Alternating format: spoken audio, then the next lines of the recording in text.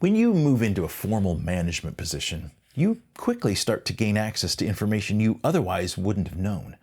From the organization, you'll learn of plans that may or may not be finalized. From your team members, you'll hear of personal and interpersonal challenges if they think that you can help resolve or mitigate them. And with all of that extra information comes an additional burden of responsibility. Your role gives you access to new facts, but possessing that knowledge doesn't mean that you own it. Instead, your formal leadership role makes you a steward of that knowledge, and that stewardship can be a heavy responsibility. As an individual contributor, when you learned things that affected your work and that of your team, you had a lot of latitude in deciding what to share.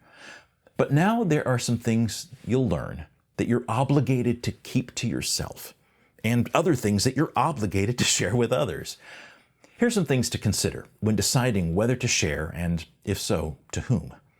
First, why did I learn this? Was it strictly personal, or was it because of my leadership role?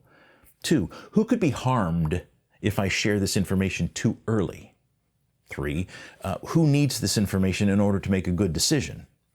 4th, if the answers to the previous 2 questions are in conflict, to whom do I have the greater responsibility?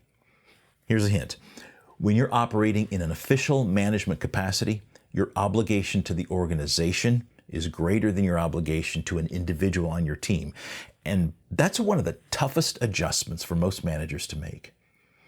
The 5th question, am I tempted to share or to refrain from sharing more for my own convenience and comfort or more for the greater good?